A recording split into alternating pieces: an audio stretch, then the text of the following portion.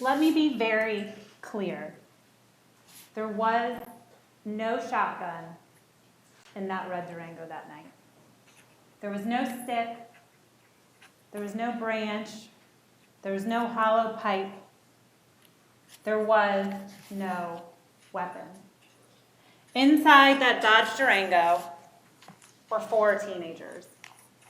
19-year-old Tommy Storms, 17-year-old Tevin Thompson, 17-year-old Leland Brunson, and 17-year-old Jordan Davis.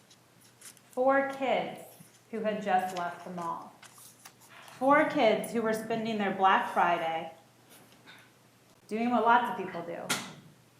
Out at the mall, they were just hanging out, being kids, listening to music that they liked. When they pulled into that gas station, they had no idea what this defendant had in store for them. Stopping at the gas station so Tommy Storms could run inside and buy gum and cigarettes. Because to use their words, their breath stank. 4 teenagers who were out looking for girls. 5'11", 145 pounds. And that's when he's weighed with all of his clothing and all of the items on his body.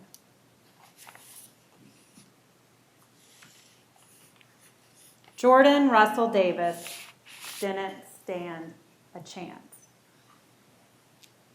Sitting behind that rear passenger side door,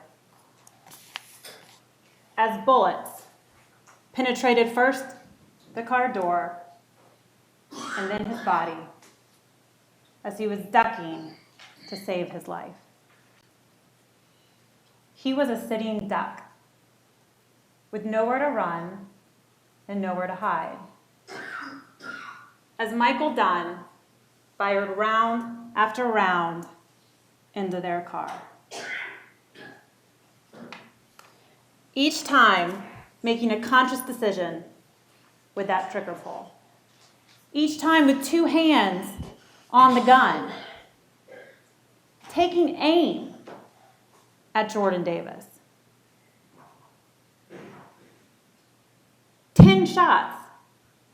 That's what he fired that Friday night. 9 of them hitting his intended target. Each time intending to kill. And kill he did. Ladies and gentlemen, 2 worlds collided that night.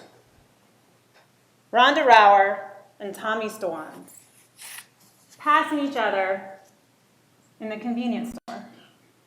7:37:07. Just more than a minute would pass before this defendant decided to end Jordan Davis's life.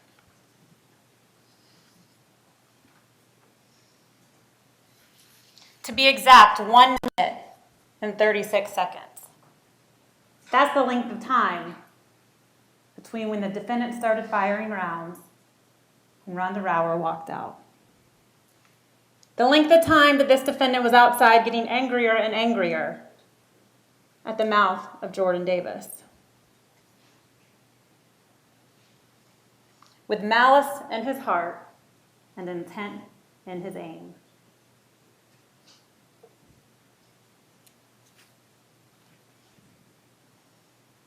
Three of those shots went into Jordan Davis that night. The first one entering the right side of his body, ripping through his lung, his liver, his aorta, in the upwards and right to left pathway. And the only way that would have happened is if his body was horizontal in the same direction as that shot. The second bullet, and these aren't in the particular order that he was shot, but the second bullet entering into his inner left thigh, his inner left groin, only to be lodged in his left hip.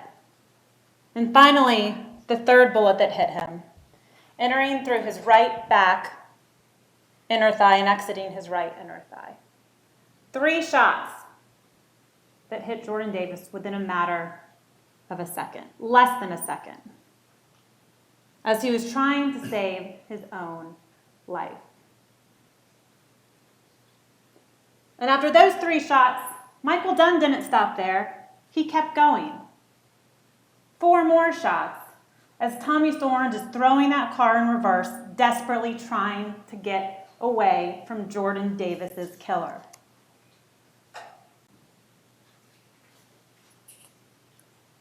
Three of those shots hitting the side of the car.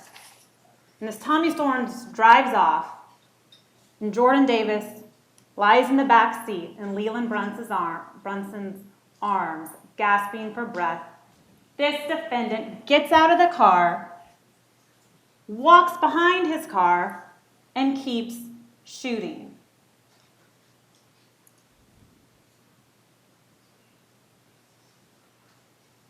I anticipate at the end of this trial, Judge Healy will instruct you and read to you what the law is that applies in this case.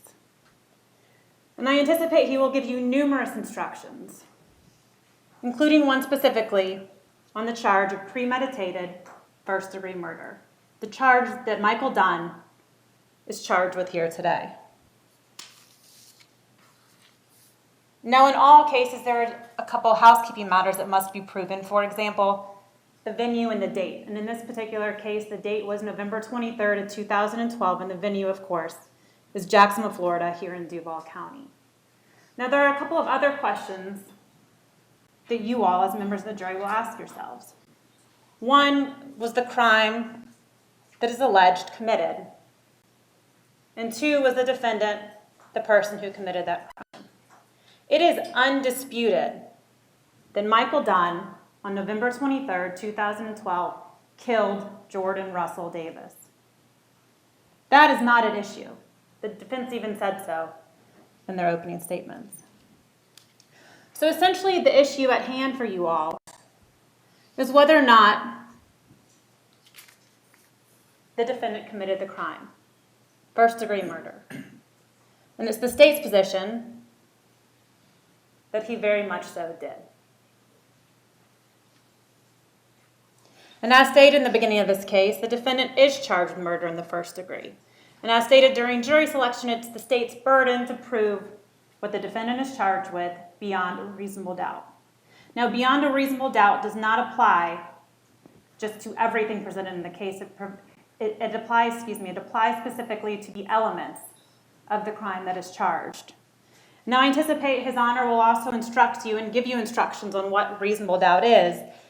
And it's a fairly lengthy definition, but I anticipate you will also be instructed on what reasonable doubt is not. And that is oftentimes the easier way to understand beyond a reasonable doubt. I anticipate that you will learn that a reasonable doubt is not a mere doubt. It is not a possible doubt. It is not a speculative doubt. It is not an imaginary doubt, and it is not a forced doubt. It is a reasonable doubt.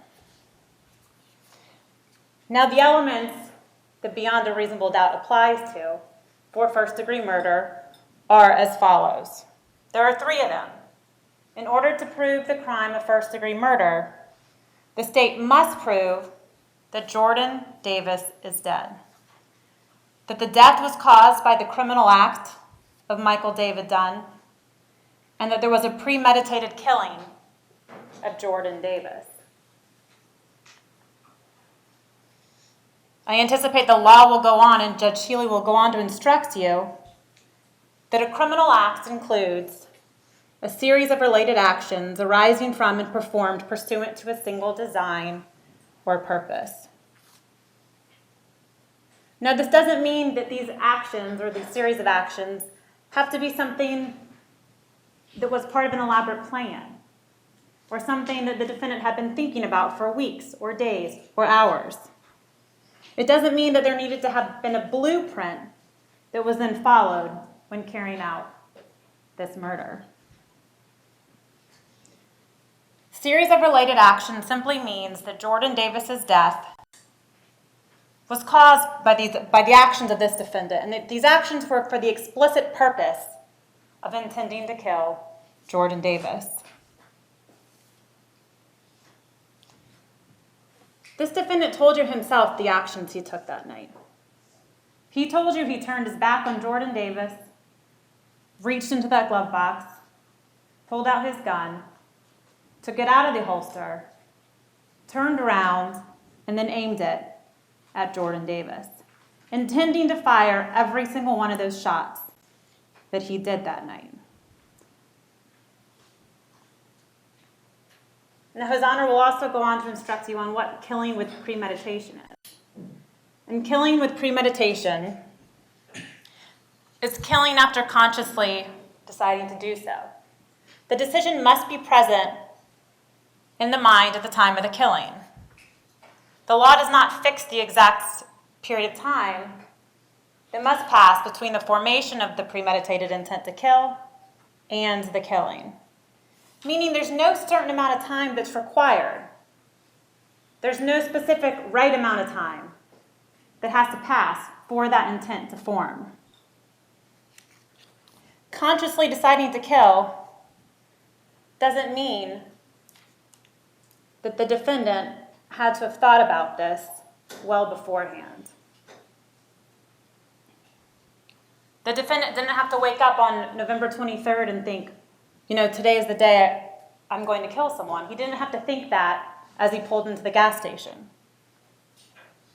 The killing with premeditation simply requires that the decision to kill is present at the time when he's aiming that gun at the SUV and firing rounds at Jordan Davis. As members of the jury, you must get the circumstances and what you believe is in the mind of the killer at the time of the actual killing. The period of time must then be long enough for reflection by the defendant, and the premeditated intent to kill must be formed before the killing.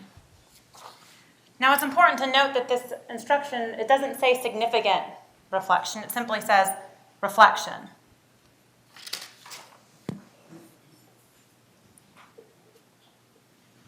The question of premeditation is a question of fact to be determined by you all from the evidence. It will be sufficient proof of premeditation if the circumstances of the killing and the conduct of the accused convince you beyond a reasonable doubt of the existence of premeditation at the time of the killing. The circumstances of the killing, in the sense of the number of shots that were fired, in this case, 10 shots, not 1, 10. And the defendant himself testified today that if he could have fired 50, he would have. Objection, Your Honor. It's a mistake of evidence. It's argument. It's overruled. The defendant also testified that every single one of those shots was intended for Jordan Davis.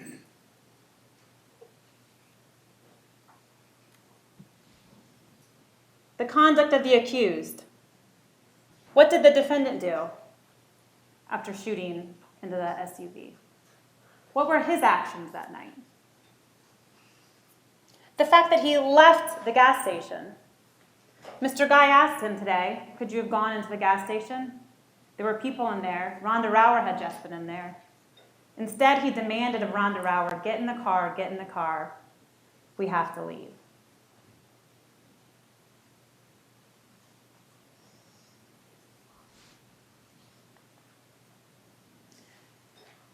Now, I will also explain to you what are called lesser included offenses. And in this particular case, Michael Dunn has been charged with first-degree murder, the highest charge. And underneath those two, as Ms. Corey explained to you in jury selection, there are lesser included offenses, those being second-degree murder and manslaughter. And it's your job as members of the jury to evaluate the evidence and render a verdict for the highest charge that the state of Florida has proven in this case.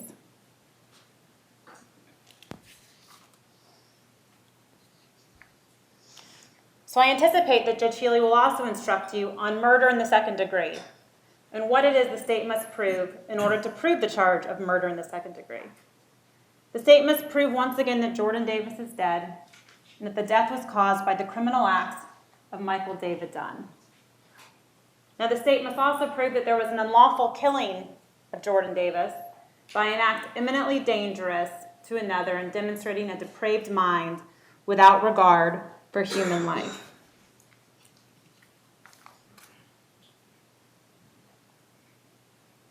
If it is an act or series of acts that a person of ordinary judgment would know is reasonably certain to kill or do serious bodily injury to another, and is done from ill will, hatred, spite, or an evil intent, and is of such a nature that the act itself indicates an indifference to human life.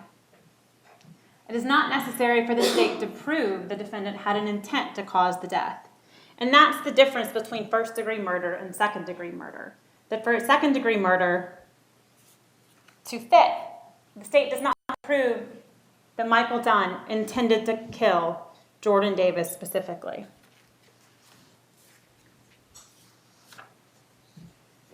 Committing an act that will hurt someone but with no intent to kill.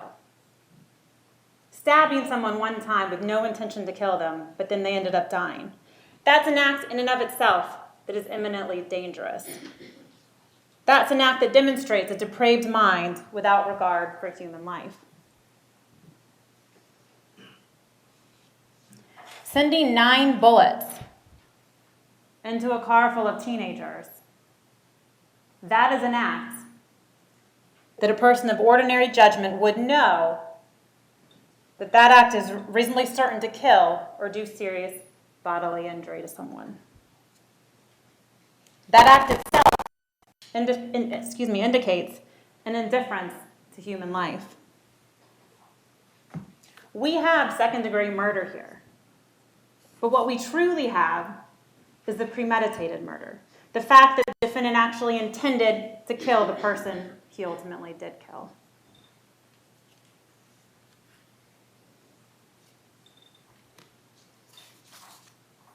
Now, finally, I anticipate that His Honor will also instruct you on manslaughter. And to prove the charge of manslaughter, the state need only prove 2 things, and that's once again that Jordan Davis is dead, and that the defendant intentionally committed an act or acts that caused the death of Jordan Davis. For manslaughter, there is no depraved indifference to human life. It just happens. The act of pushing someone over, and then they happen to fall and die. But what the defendant did, it's not manslaughter. It's not second-degree murder. What he did was premeditated first-degree murder. And as I stated just a bit ago, the verdict, as Judge Healy will instruct you, must be for the highest charge that the state has proven beyond a reasonable doubt. We know what Michael David Dunn did on November 23rd, 2012 was first-degree premeditated murder. We know that as he pulled into that gas station that night and parked next to the red SUV, he started to get angry. He didn't like the music that was coming from the car. In fact, he told Rhonda Rower he hated that thug music. He didn't like it when he asked them the first time to turn down the music, and they complied. But then when the music went back up, that's when he started to get angry. And the defendant really didn't like it when he asked Jordan Davis, "Are you talking to me?" And what was Jordan's response? "I'm talking to you." And then this defendant said, "You're not going to talk to me that way." Reaching into his glove box and pulling out his 9mm gun. Not paying attention to what's going on behind him, just taking it out of the holster, turning, aiming it at Jordan Davis, and firing off shots. Never once looking at the person he was shooting at. Mr. Guy showed him the photograph of Jordan Davis today, and the defendant didn't recognize him. Yet he claims he had such an altercation with him that they were going back and forth, having an argument, Names were being called. Yet he doesn't even know what the person looks like whose life he just took. He didn't care.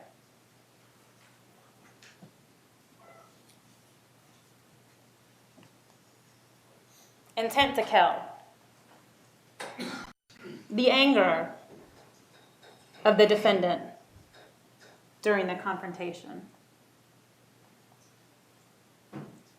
When he pulled out that gun, shooting 10 times. He told you himself today that he stopped shooting when the car started moving. We all know that's not true. Tommy Storms testified the second he saw that gun come up, he threw the car in reverse, backed out, and took off as fast as he could. Bullet holes lining the passenger side of the SUV. 3 more shots in the back of their car.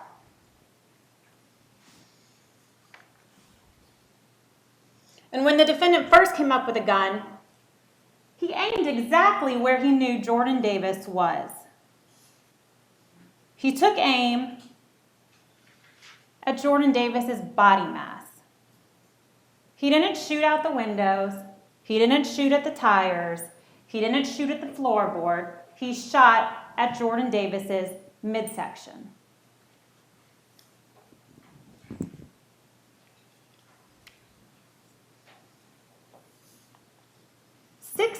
.25 pound pressure with every single trigger pull. Now, I know today the defendant claims that that's not exactly the case, despite the fact Marie Pagan, an expert with the Florida Department of Law Enforcement, tested that gun, and she performed multiple tests on that gun. And her testimony was that the trigger pull, for single action trigger pull, 6.25 pounds. That is how much pressure one would have to exert to fire that gun. And this defendant did it 10 times.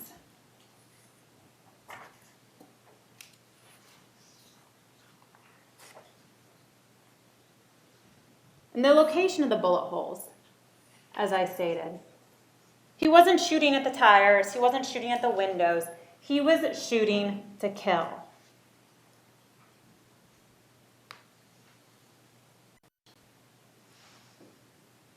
Aiming at Jordan Davis.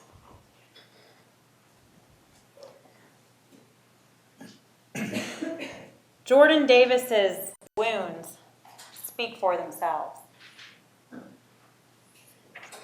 The fact that he was shot from the right side and the bullet lodged up in the left chest wall, or his left armpit even, and somehow was shot twice in between his legs. Not from sitting upright in the back seat of that car.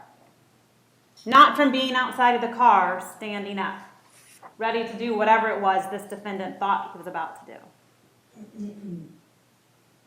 The location of his gunshot wounds is consistent with him ducking and trying to dive away from the man who murdered him.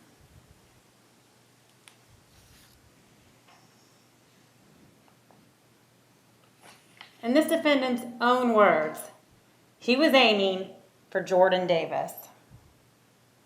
He intentionally aimed that gun at that door. Any person with common sense knows bullets go through car doors.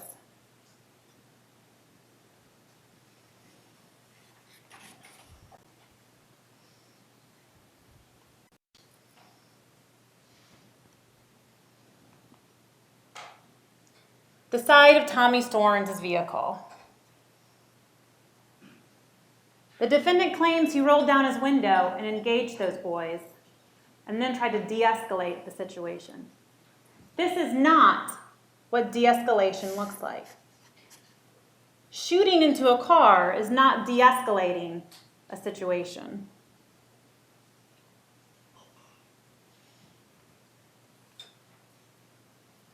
Jordan Davis's car door.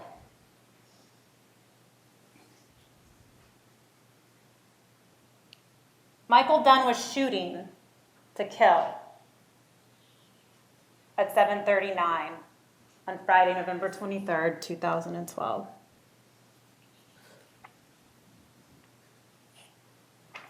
Three shots, so close together, not only in location, but also in time. And ladies and gentlemen, you'll have the surveillance footage, and you can certainly listen to it. But those first three shots, so close in time, that the defense's own expert said it was less than half a second. There is no way that Jordan Davis was outside the car when he was shot.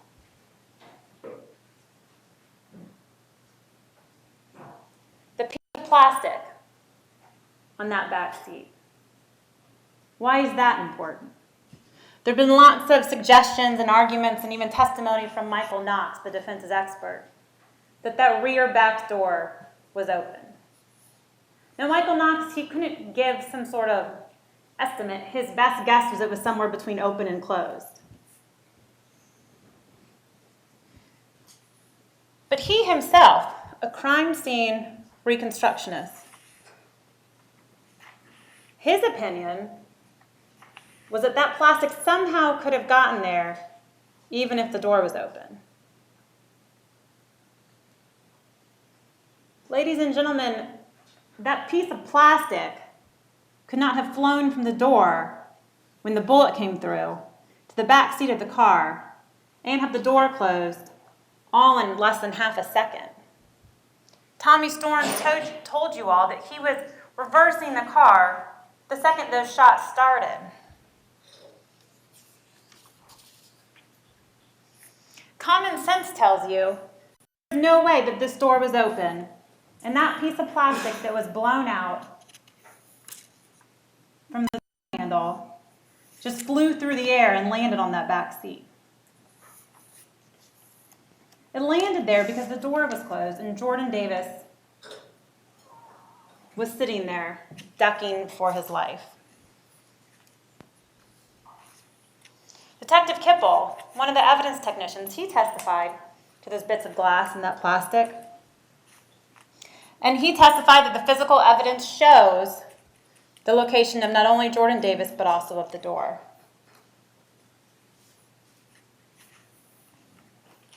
Now you all have, and this is another picture of the plastic circle, now you all have seen the multiple photographs of this particular view.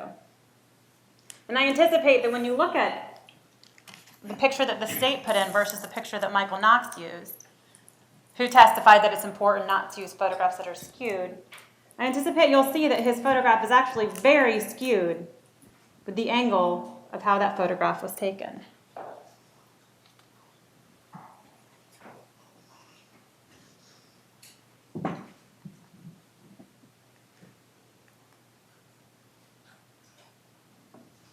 The testimony of Dr. Stacy Simons. She testified at length about the gunshot wounds that Jordan Davis sustained. And she not only testified to exactly the path of these wounds and where they went, but she also testified to her opinion as to how Jordan Davis's body was. That he was leaning to the left, away from his killer, which would put his body in the exact line of the trajectory of the bullet that went through his major organs. A plane that would have made the top of his liver in line with the bottom right side of his liver. And that's why that photograph of his liver was so important. It shows exactly the way his body was positioned when that bullet hit him. If that bullet had hit Jordan Davis while he was standing up, the shooter would have had to have been, as she testified, on the ground, almost underneath Jordan to get that sort of angle. And we know this isn't true.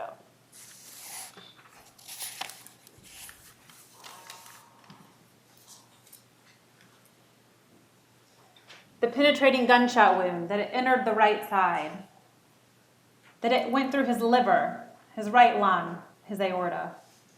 and then it stopped in the left chest wall.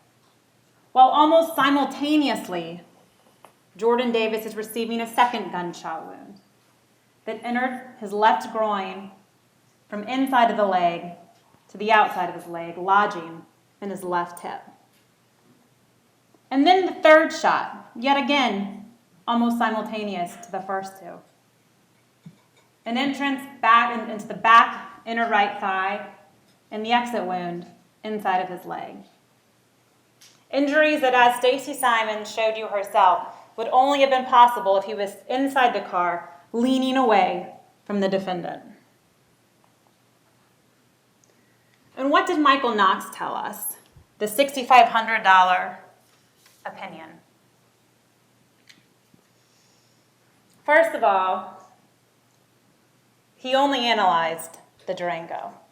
And he told you all that. While he did look up police reports and things of that nature, he never once read a deposition of Tevin Thompson, Tommy Storms, or Leland Brunson.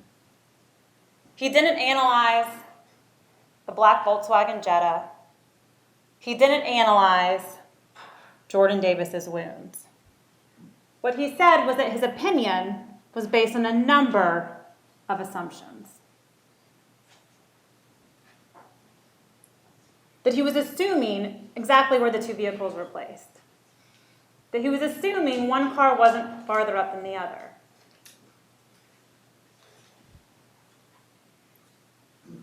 That he was assuming there really wasn't much of an angle between the two cars. That he couldn't tell, and he was just assuming because he didn't know where the firearm was that was being used. He didn't know if the arms were pulled in or pushed out when the defendant was shooting.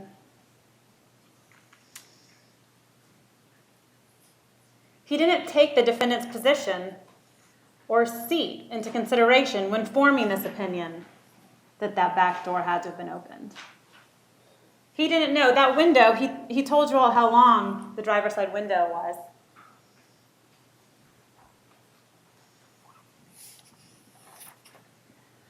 And his statement, what happens to the shots after they pass through the door, isn't really relevant. Dr. Simons, however, felt the complete opposite of that statement. As an associate with the medical examiner's office, she conducted her investigation, her analysis of Jordan Davis, formulated her opinion, and then decided, I want to know more. She went out to the scene, sat herself in the actual seat of that Durango, and looked at those dowel rods coming in that door, confirming her initial opinion. The opinion that Jordan Davis was in a crouched, ducking position away from the defendant when he was shot. How on earth could Michael Knox decide what happens to the shots after they pass through the car door isn't really relevant, when on the other side of that car door is the 17-year-old kid that this defendant murdered? How could you not take that into consideration when forming your opinion?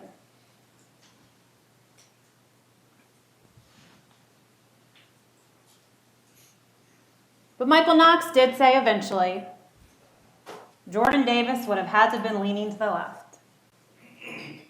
Mr. Guy tried to pin him down and say he was leaning to the left, his body was inside the car, and the most he would give up was that a good portion of his torso had to have been inside, but he wasn't really sure where his feet were.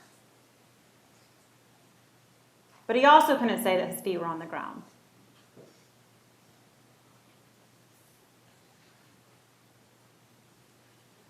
And finally, Michael Knox only listened to the audio tape, yet he gave an opinion that the shot sounded different because the front door of that store could have been open. Something he easily could have seen for himself if he watched the surveillance tape.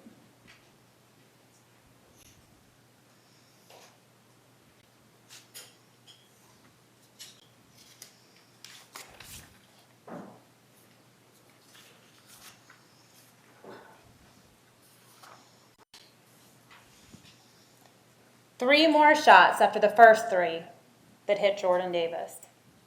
And these 3 were all intended for Jordan Davis, according to the defendant. He didn't even know the car was moving after he fired shot after shot after shot. The dowels, showing the angles to the best of these ETs, or the crime scene detectives' abilities. And as most all the law enforcement who dealt with these dowels testified, it's not really all that difficult to just put the dowels through the car door. And the angles are different because it's expected to be that way since the Durango was backing up for that second round of shots.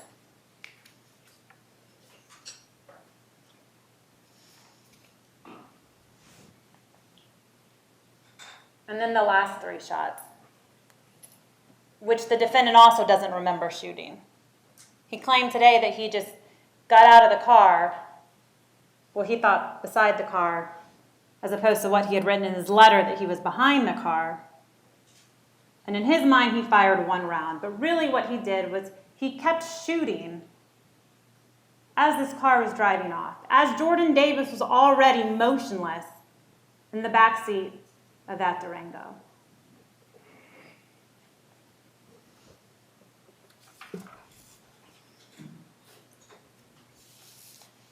This defendant had time for reflection. Every step of that process that led to the end of Jordan Davis's life was under Michael Dunn's control. He is the one who decided to insert himself into their lives. They weren't bothering him. They were sitting there listening to music, being teenagers, waiting for their friend to come back out with gum and cigarettes. When the defendant decided, I'm going to roll down my window and ask them to turn down their music. No, yes, was Jordan Davis being mouthy with him? Yes, he was. Did Jordan Davis have Tevin Thompson turn that radio back up? He most certainly did. But Michael Dunn's the one who then rolled his window back down and inserted himself once again into their lives when he just wanted to make sure that they were talking to him. Did he have sufficient time for reflection versus quick reflection? As stated, the law requires sufficient time, not significant. For example, if I wanted to come pick up this pad of paper and I thought I want to pick up that pad of paper, that was enough time for me to reflect on it prior to picking up the pad of paper. The defendant knew what he was doing and what he intended to do when he pulled out that gun. It's evident by the fact he didn't look for Jordan Davis when he turned back around. He didn't check to see where he was. For all he knew, Jordan Davis could have been going inside to get Tommy Storms.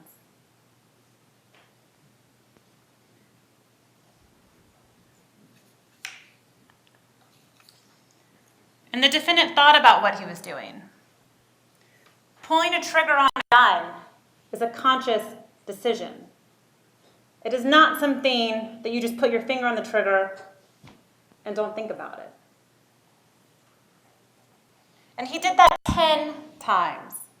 Not just once, but 10. 6.25 pounds of pressure each and every time.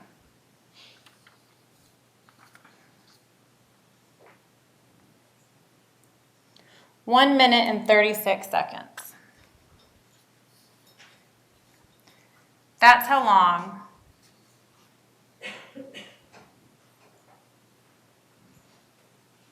it was that Rhonda Rauer was inside the store. That's how long it took this defendant to become so angry and so upset at a 17-year-old disrespecting him that he decided to shoot to kill. That is certainly sufficient time. Would the defendant have even said anything to a car full of angry teenagers if he didn't have a 9mm? And as I stated, each of those 10 shots requiring 6.25 pounds of pressure.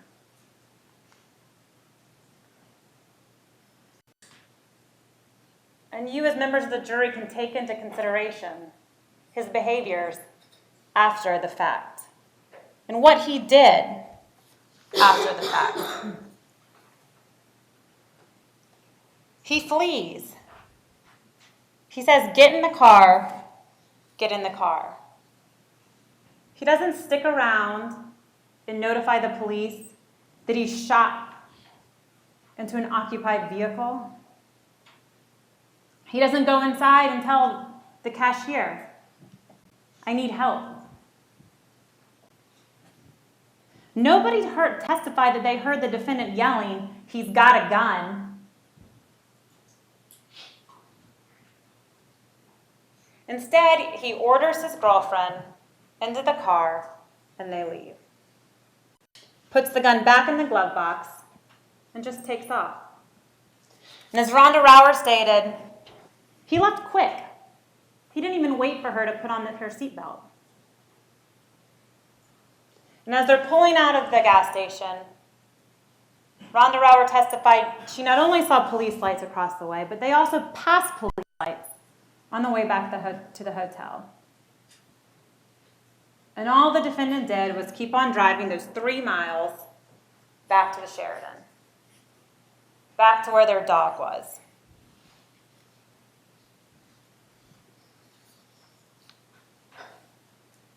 And once they got back there, he ordered a pizza. He had Rhonda Rauer go down and get the number, but then he made the phone call for the pizza. He knew how to use his phone. He even said when he left the gas station that it was up on his dashboard because he was using GPS. He had a working cell phone, yet he just decided not to call the police.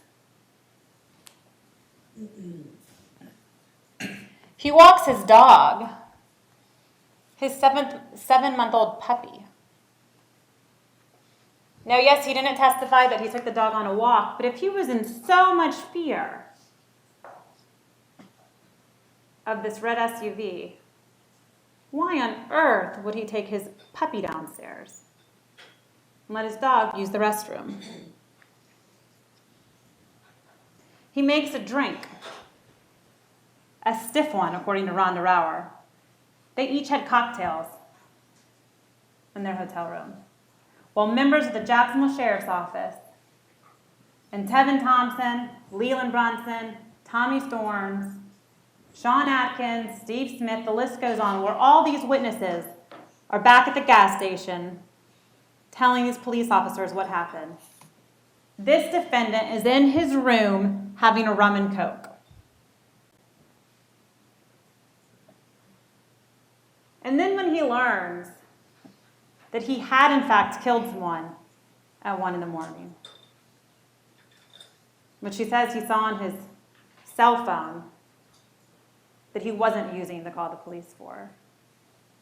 When he finds that out, he doesn't wake up Rhonda Rauer and tell her, "Oh my gosh, I killed someone." He lets her sleep. And it's not until the following morning when she finds out from the news that the defendant had actually killed someone. He doesn't tell her himself.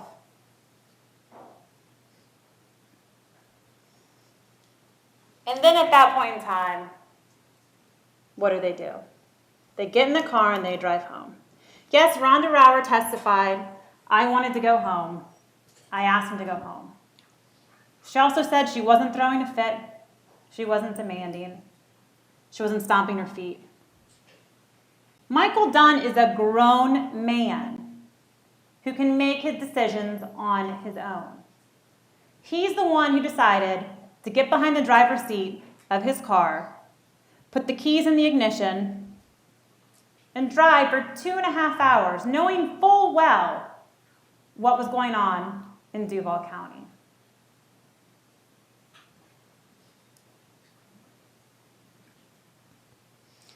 And still, he doesn't call 911.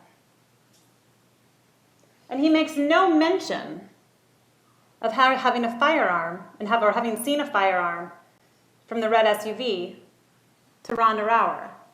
He makes no mention of it. She told you all that today on the stand. And we know what she said is true based on his letter he wrote, where he reminded her 2 weeks after he got arrested, and I can quote it.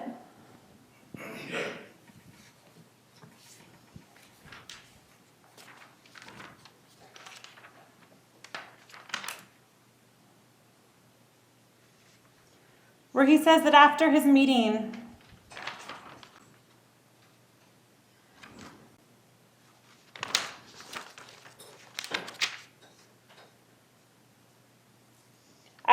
with his attorney, that the attorney mentioned in passing that I made no mention of a gun to you, based on your testimony to the prosecutors. He asked what I had told you, and I then realized that we hadn't really discussed what happened, as we were more concerned with whether or not anyone was hurt. He made no mention of a firearm to his fiancée that night, the second after it happened.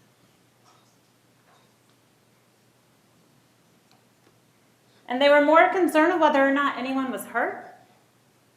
The defendant certainly wasn't calling to check on anyone. He wasn't calling the police to let them know what had happened.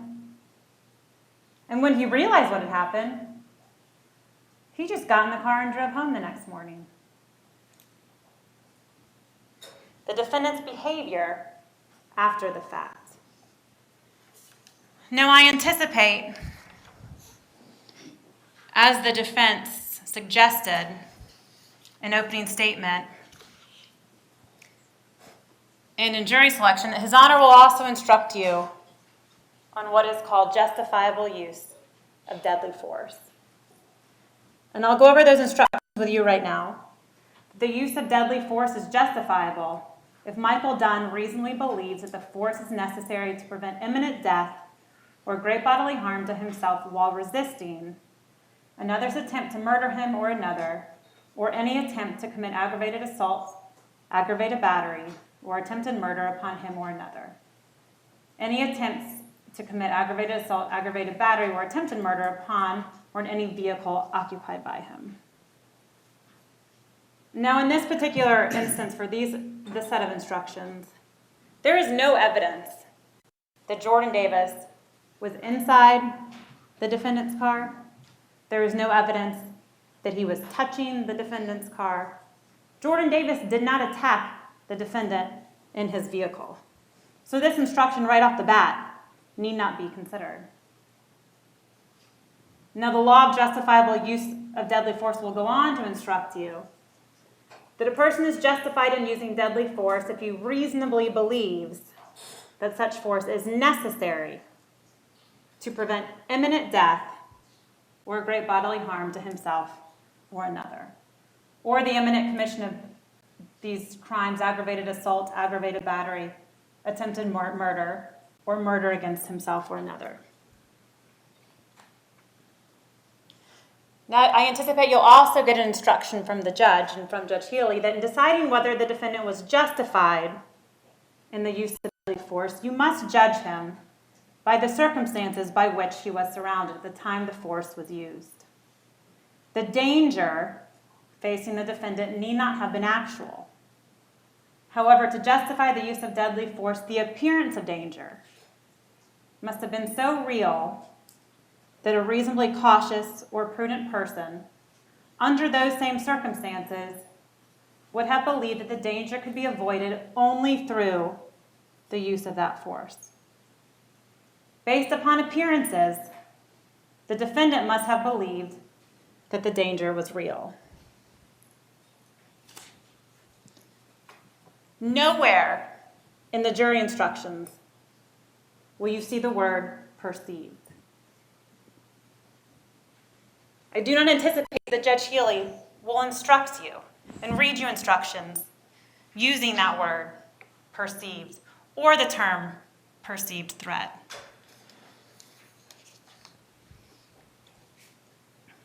What's important about this is that the word that is used is danger. It does not say fear, it says danger.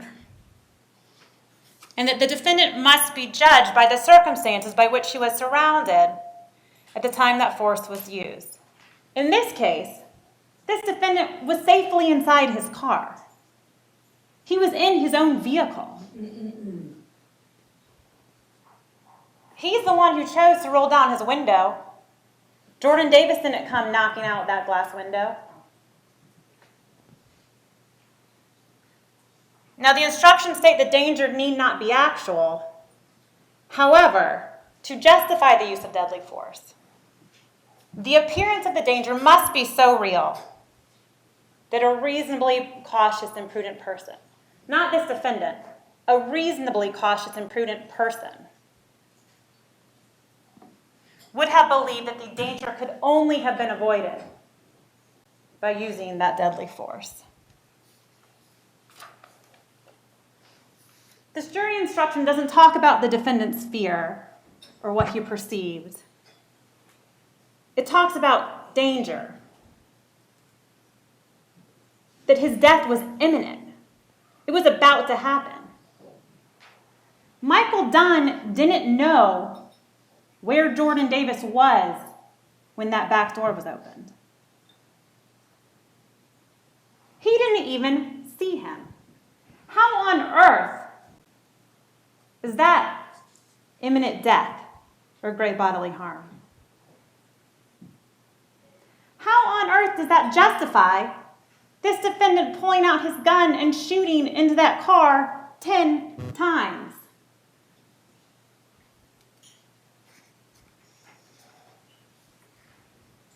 The law hinges on actual, defined behavior. The defendant can't just think Jordan Davis had a gun. He can't just think he's about to be threatened. He can't just hear words and think my death is imminent. The danger has to be so real.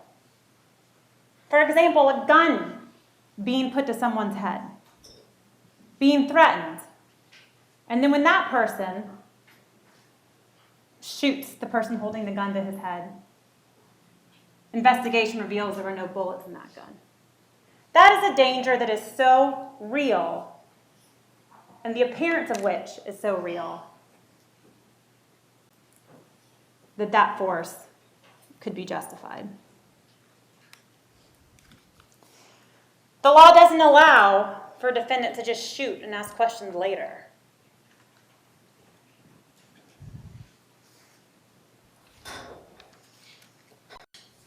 And the law doesn't allow the defendant to shoot Jordan Davis over words. Words cannot be enough to justify the use of deadly force.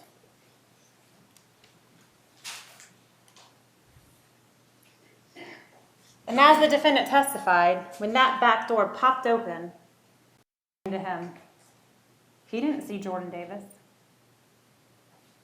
He didn't know where he was. That is not a threat. That is not a real danger. But in 2 seconds, the defendant reached over, turning his back to the threat that he thought this kid was.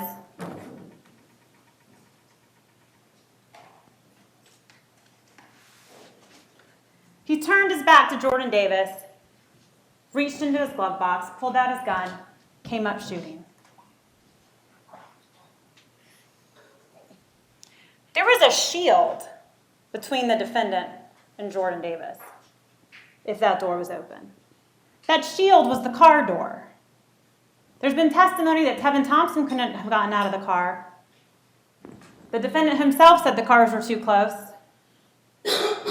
How on earth is Jordan Davison a threat if somehow that door is open and he's behind it?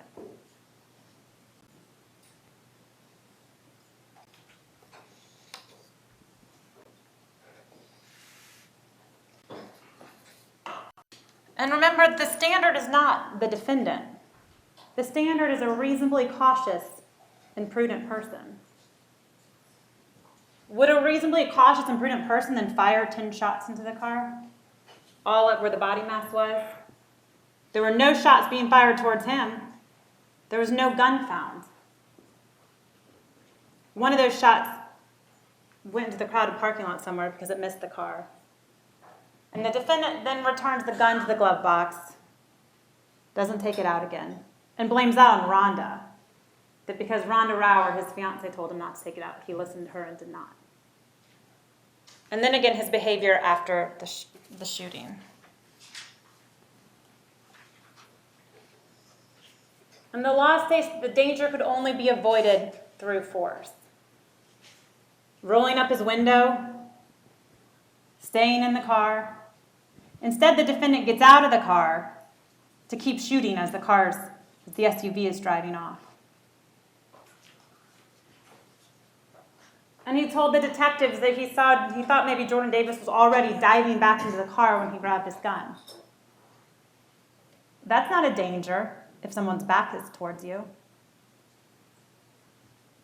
And Jordan Davis couldn't even get to the defendant. Is this really self-defense? There wasn't a scratch on his car. Jordan Davis was getting out of that car to do damage to the defendant. I guarantee you he would have slammed open that backseat door. He wouldn't have cared if it left marks on the Jetta or the Durango.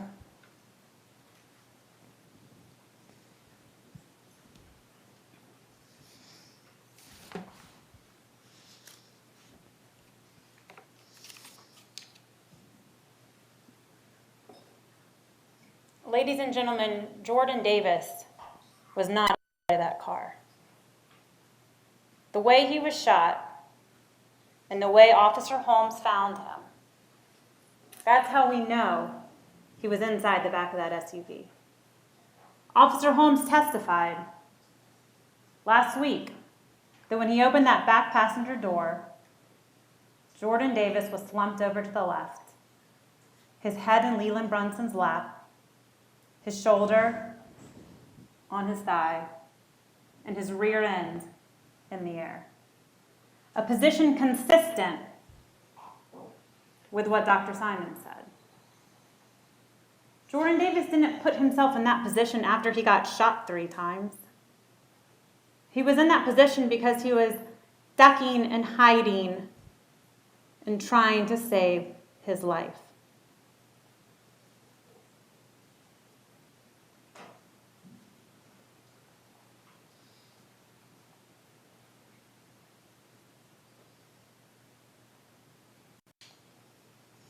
I anticipate His Honor will also instruct you on how to go about weighing the evidence. And there's a variety of different points that you all can take into consideration, including did the witness seem to have an opportunity to see and know the things about which the witness testified? Did the witness seem to have an accurate memory? Was the witness honest and straightforward in answering the attorney's questions? These are all things that you as members of the jury can use along with your common sense when deliberating this case. Now, of course, the state knows that not every single person on that witness stand said the exact same thing. I submit that if they did, the state of Florida would have a big problem. This is real life. This is not CSI or other crime shows. But people do see things differently. And 2 years later, they may see things or say things that don't all match up. But what they all told you is what they remember happening that day. And they are all consistent. All of them consistent. That they never saw a weapon come out of that SUV. They never saw a shotgun. They never heard the defendant say, "Oh, he has a gun."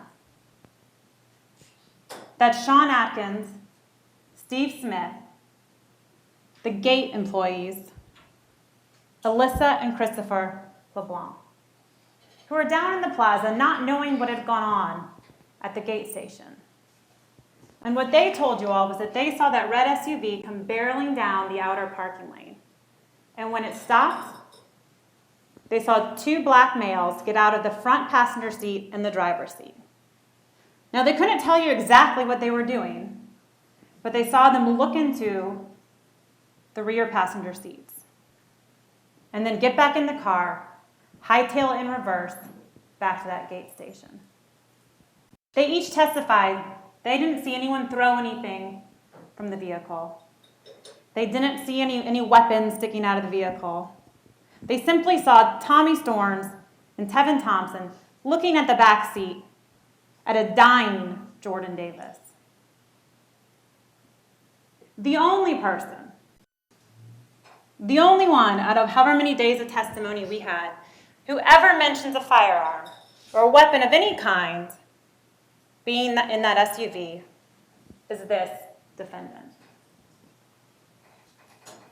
And he doesn't even mention a firearm clearly. He tells the detectives the day after that could have been a stick. He's not really sure if it was a firearm, maybe a shotgun, but he knows they had something. Having something does not justify deadly force.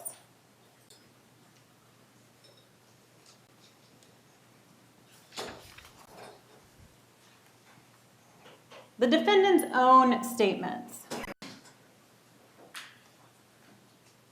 and the inconsistencies of them. He stated today that when he pulled up, the bass wasn't playing. It started when Rhonda Rower got out of the car, but she testified she heard that bass too, because she knew the defendant hated that music and he told her that. He stated, wrote in his letter, 2 young men with menacing expressions. Yet to the detectives, he said, "I don't know how many kids in that car." He said Jordan Davis stepped out of the car, then comes back and said, "Oh, he just opened the door." And the number of drinks he had. According to Rhonda Rower, he had 3 or 4 at the wedding. According to the defendant to the police, he had a toast and a drink. And then when questioned by Mr. Guy, he, I guess, calculated the size of his drinks and decided it was a drink and a half. His testimony in court, that Jordan Davis said to him, "Something, something cracker," something he never told the detectives the day after, the morning after this incident. "I should effing kill that mother effer."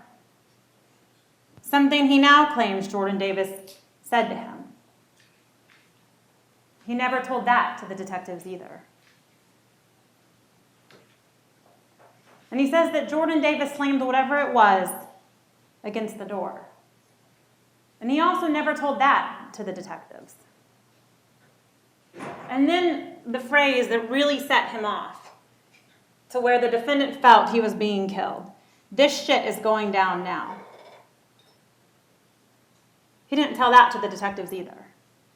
How could the defendant not tell homicide detectives who are investigating a homicide that this defendant was involved in? How could he not tell them that that was the trigger statement for him, that that was a statement when he thought he was truly in fear? And then his own statement. "You're not going to kill me, you son of a bitch." He didn't tell the detectives that he said that to Jordan Davis. Steve Smith, an independent witness, he heard the defendant, "You're not going to talk to me that way." And the defendant's inconsistencies didn't just stop with his statements to the police about what Jordan Davis and his interactions were like. He believed he called his neighbor the next morning, but in actuality, the neighbor called him. Mr. Lescalet. He called him at 8:30, no mention of needing to come over and speak with him. The defendant just went over when he got back home to Brevard County. And then the defendant testified today, he doesn't remember saying, "Ugh, I hate that thug music." Rhonda Rauer certainly remembered that. The defendant's version that Rhonda Rauer told him to leave the gun in the car because she felt weird about the situation. Rhonda Rauer doesn't say that's the case. And the defendant saying that he did, in fact, tell Rhonda Rauer that he saw a gun that night. Why on earth would Rhonda Rauer lie about that?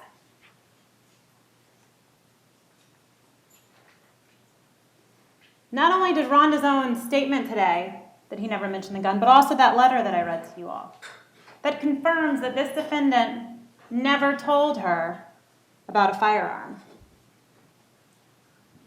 Is everyone else to blame for this? It's not some conspiracy against Michael Dunn. What happened on November 23rd of 2012 was a direct result of his actions.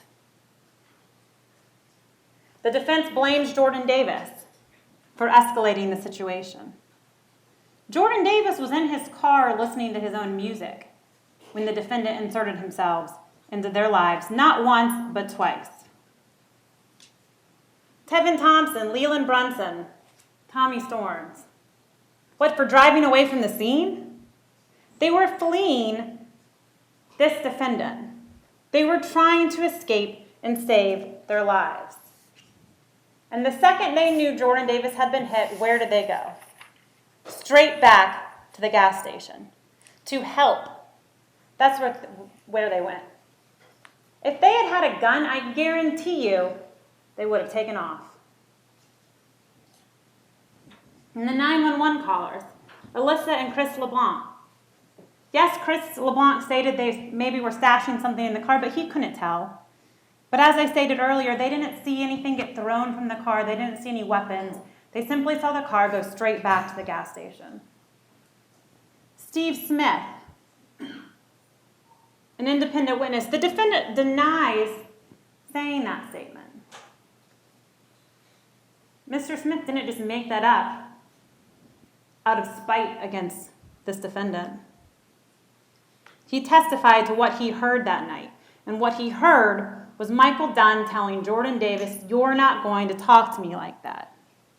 Words showing his intent, words showing his anger, and words showing that he'd had enough. He'd been disrespected, he'd been challenged, and he was done. Sean Atkins, 25-time convicted felon.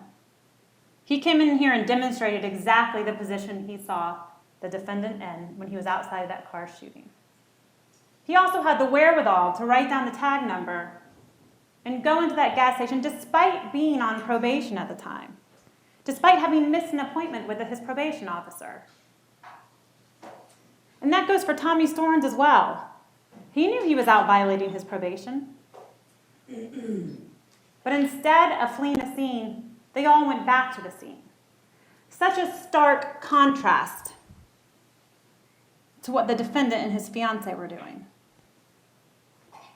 While the boys in that car drove 320 feet and then reversed it right back, this defendant drove over 3 miles to his hotel and then another 2.5 hours the next morning before ever doing anything about the situation. And even then, when he gets back home, he only goes to his neighbor's house because he first had a call from Detective Mark Musser with the homicide unit. He didn't willingly turn himself in. He knew he had been caught. He knew at that point in time he couldn't run any longer. In law enforcement, there are lots of questions to the police officers about the perimeter and searching the dumpsters, there is no testimony that that red SUV or anyone from inside of that red SUV went anywhere near dumpsters, the back of the gate station, anywhere on the far right side of it. There's no testimony to that. They went 320 feet away and reversed straight back. And Maria Pagan, the defendant himself today, challenged her testimony when he said that gun does not have a 6.25 trigger pull. And then Dr. Simons, in her testimony of the wound paths on Jordan Davis. And finally, Rhonda Rauer. The defendant blames her for an awful lot. He blames her for leaving town the next morning. He blames her for leaving the gun in the glove box when I guess he was in such fear that he thought every single car was a red SUV.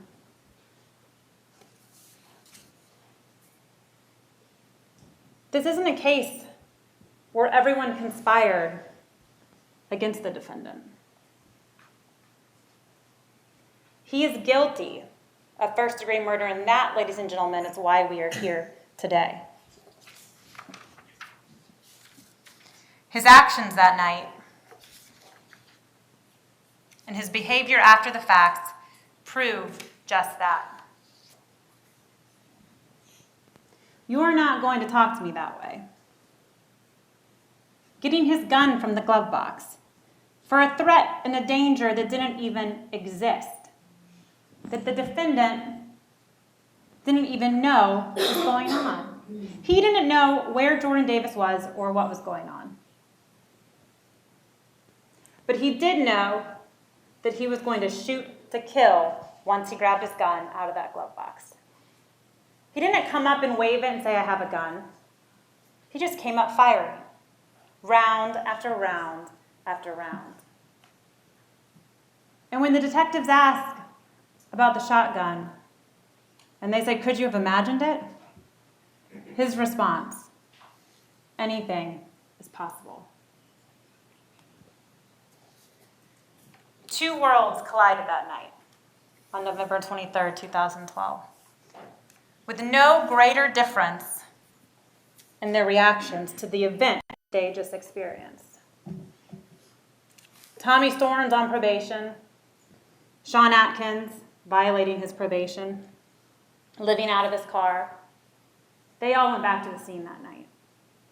They all went back and told the police what they saw had happened. And the other two, Michael Dunn and Rhonda Rauer, driving off to their hotel, not thinking it was important enough to call the police, going back to have a pizza, make a stiff drink, walk their dog, and then drive back to Brevard County, Florida.